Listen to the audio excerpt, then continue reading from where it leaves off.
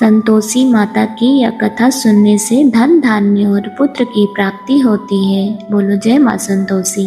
आइए सुनते हैं। किसी गांव में एक बूढ़ी औरत रहती थी। उसके 7 बेटे थे। 6 कमाने वाले थे जबकि एक निकम्मा और भोला भाला था। बूढ़ी 6 बेटों की रसोई बनाती, उन्हें भोजन कराती और उनसे जो कुछ जूठन बच जाता वह 7वें को दे देती थी। एक दिन वह अपनी पत्नी से बोला, देखो मेरी माँ मुझे कितना प्यार करती हैं। उसकी पत्नी बोली, हाँ क्यों नहीं, सबका जूठन जो तुम्हें खिलाती हैं। वह बोला, ऐसा नहीं हो सकता, जब तक मैं अपनी आंखों से ना देख लूं मान नहीं सकता। बहू हंसकर बोली, देख लोगे तब तो मानोगे। कुछ दिनों बाद एक त्योहार आया। घर में 7 प्रकार के भोजन, चूरमे के लड्डू बने। छोटा बेटा सिर दुखने का बहाना कर पतला कपड़ा सिर पर ओढ़कर रसोई घर में सो गया। वह कपड़े में से सब देखता रहा। 6 भाई भोजन करने आए। माँ ने उनके लिए सुंदर आसन बिछाकर नाना प्रकार के खाना परोसा। आग्रह करके उन्हें खिलाया। वह सब देखता रहा। 6 भाई जब भोजन करके चले गए तब माँ ने उनकी जूठी थालियों में से लड्डुओं को टुकड़े उठाकर एक लड्डू बनाया। जूठन साफ कर बुढ़िया ने छोटे बेटे को पुकारा, बेटा 6 भाई भोजन कर गए, अब तू ही बाकी है, उठ, तू कब खाएगा। बोला, माँ मुझे भोजन नहीं करना, अब मैं परदेश जा रहा हूँ। माँ ने गुस्से में, कल जाता है तो आज ही चला जा। बेटा बोला, हाँ हाँ आज ही जा रहा हूँ। यह कहकर वह घर से निकल गया। जाते समय पत्नी की याद आई। वह गौशाला में कंडे थाप रही थी। अपनी पत्नी के पास गया और बोला, मेरे पास कुछ भी नहीं है, यह अंगूठी है, ले लो और अपनी कुछ निशानी मुझे दे दो। पत्नी बोली, मेरे पास क्या है, यह गोबर भरा हाथ। यह कहकर उसकी पीठ पर गोबर के हाथ की थाप मार दी। वह चल दिया। चलते चलते दूर देश पहुंचा। वहां एक साहूकार की दुकान थी जहां वह जाकर कहने लगा, भाई मुझे नौकरी पर रख लो। साहूकार को जरूरत थी। वह बोला, रह जा। लड़के ने पूछा, तनख्वाह क्या मिलेगी। साहूकार ने कहा, काम देखकर दाम मिलेंगे। साहूकार की नौकरी मिली। सुबह बजे से 10 बजे तक नौकरी करने लगा। कुछ दिनों में दुकान का सारा लेन देन, हिसाब किताब, ग्राहकों को माल बेचना, सारा काम करने लगा। साहूकार के 7-8 नौकर थे। वे सब चक्कर खाने लगे, यह तो बहुत होशियार बन गया है। सेठ ने भी काम देखा और 3 महीने में ही उसे आधे मुनाफे का हिस्सेदार बना लिया। वह कुछ वर्ष में ही नामी सेठ बन गया और मालिक सारा कारोबार उस पर छोड़कर विदेश चला गया। इधर गांव में उसकी पत्नी को सास, उसकी जेठानी दुख देने लगे। सारी गृहस्थी का काम करा के उसे लकड़ी लेने जंगल में भेजते। इस बीच घर के आटे से जो भूसी निकलती उसकी रोटी बनाकर रख दी जाती और फूटे नारियल की नरेली में पानी। एक दिन वह लकड़ी लेने जा रही थी। रास्ते में कुछ स्त्रियां संतोषी माता का व्रत करती दिखाई दी। वहां खड़ी होकर कथा सुनने लगी और उनसे पूछा, बहनों यह तुम किस देवी का व्रत करती हो, यदि बताओ तो बहुत एहसान होगा। उसमें से एक स्त्री बोली, हम संतोषी माता का व्रत कर रहे हैं। संतोषी माता सभी मनोकामनाओं को पूर्ण करती हैं। करने से निर्धनता, दरिद्रता का नाश होता है। स्त्री ने बताया, 1.25 आने का गुड़ चना लेना, इच्छा हो तो 5.25 आने का लेना, 1.25 रुपए का भी सहूलियत के अनुसार लाना, बिना परेशानी और श्रद्धा से जितना बन पड़े सवाया लेना। प्रत्येक शुक्रवार को निराहार रहकर कथा सुनना, के बीच में क्रम न टूटे, लगातार नियम का पालन करना। सुनने वाला कोई ना मिले तो घी का दीपक जला उसके सामने जल का पात्र रखकर कथा कहना। जब तक कार्य सिद्ध न हो नियम का पालन करना और कार्य सिद्ध हो जाने पर व्रत का उद्यापन करना।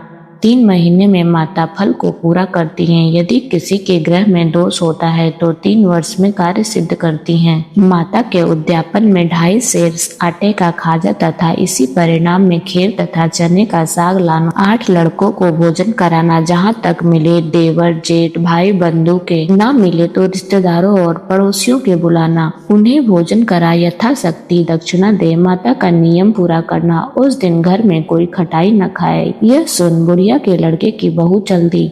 रास्ते में लकड़ी के बोझ को बेच दिया और उस पैसों से गुड़ चना ले माता का व्रत कर तैयारी करने लगी। सामने मंदिर पूछने लगी, यह किसका मंदिर है? सब कहने लगे, यह संतोषी माता का मंदिर है। यह सुनकर माता के मंदिर में जाकर चरणों में लौटने लगी।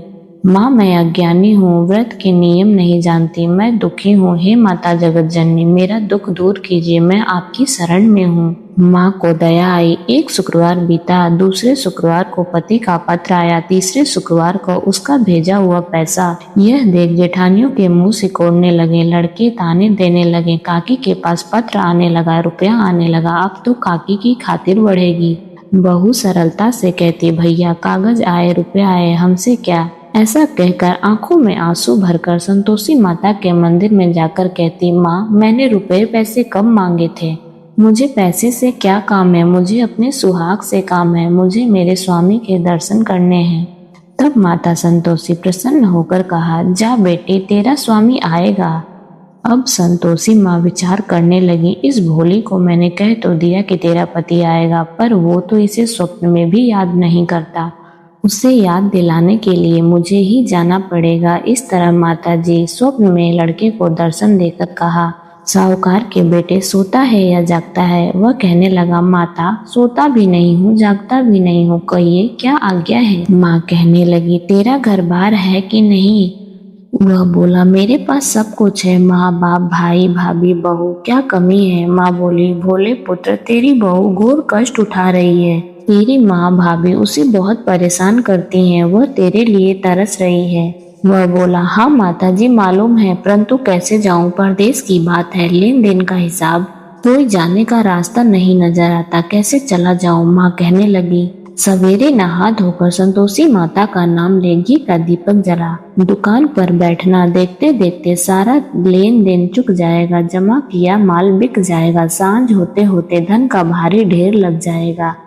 सुबह उठकर उसने वैसा ही किया। थोड़ी देर में रुपया लाने वाले रुपया दे गए।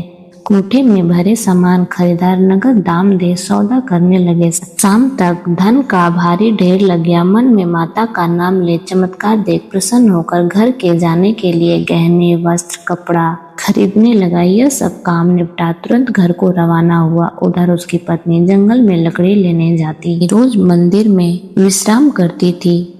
उड़ती हुई धूल को देखकर माता से पूछती है, हे माता, यह धूल कैसी उड़ रही है? माता कहती, हे पुत्री, तेरा पति आ रहा है, अब तू ऐसा कर, लकड़ियों के 3 बोझ बना, एक नदी के किनारे रख, दूसरा मेरे मंदिर के पास और तीसरा अपने सिर पे उठाकर जाना और चौक में गट्ठर डालकर जोर से आवाज लगाना।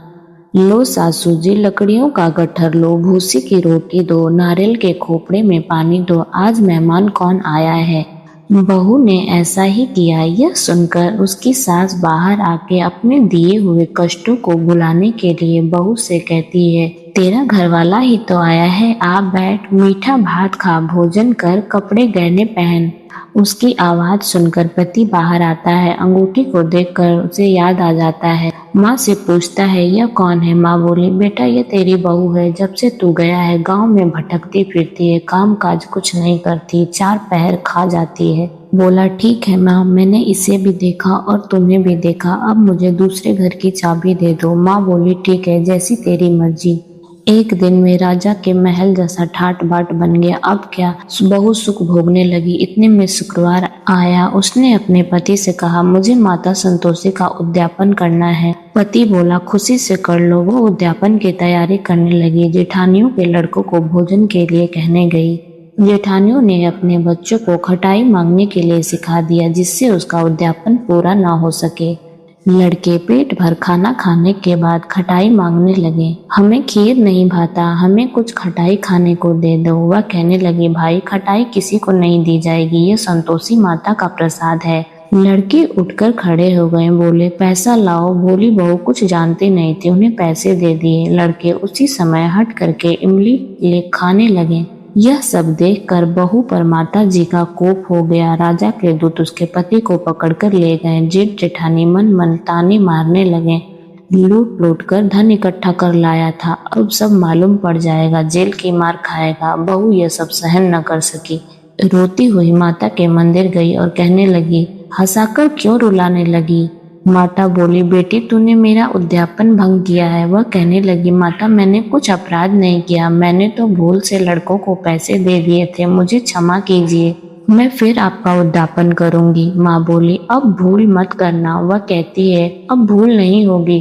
माँ बोली, जा पुत्री, तेरा पति रास्ते में आता मिलेगा। वह निकली, रास्ते में पति आता मिला। वह पूछी कहाँ गए थे? वह कहने लगा, इतना धन जो कमाया उसका टैक्स देने गया था।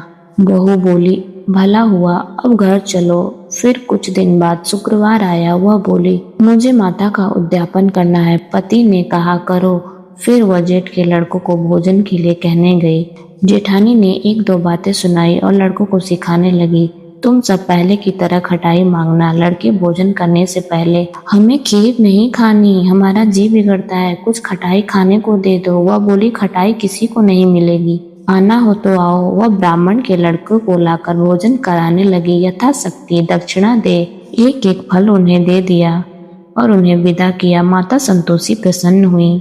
माता की कृपा से 9वें मास उसे एक सुंदर पुत्र प्राप्त हुआ। पुत्र को पाकर प्रतिदिन मंदिर में माता के दर्शन जाने लगी। माँ ने सोचा, यह रोज आती है, आज क्यों न मैं इसके घर चलूं। यह विचार कर माता ने भयानक रूप बनाया। गुड़ चने से सना हुआ मुख, ऊपर सूर के समान मक्खियां भिनभिना रही थी। दहली पर पांव रखते ही उसकी सास चिल्लाने लगी, देखो रे, कोई चुड़ैल डाकिन चली आ रही है, इसे भगाओ नहीं तो किसी को खा जाएगी। लड़के भागने लगे, चिल्लाकर खिड़की दरवाजे बंद करने लगे। बहू रोशनदान में से देख रही थी, प्रसन्नता से चिल्लाने लगी, आज मेरी माता जी मेरे घर आई हैं। माँ, मैं जिनका व्रत करती हूँ यही संतोषी माता है। सबने माता जी के चरण पकड़ लिए और विनती कर कर कहने लगे, हे माता, हम मूर्ख हैं, हम अज्ञानी हैं, तुम्हारे व्रत की विधि हम नहीं जानते। व्रत भंग करके हमने बहुत बड़ा अपराध किया है। हे जगत माता, आप मेरे अपराधों को क्षमा कीजिए। इस प्रकार माता प्रसन्न हुई। बहू को प्रसन्न हो, जैसा फल दिया माता वैसा सबको देना, सबका मनोरथ पूर्ण करना। बोलो संतोषी माता की जय।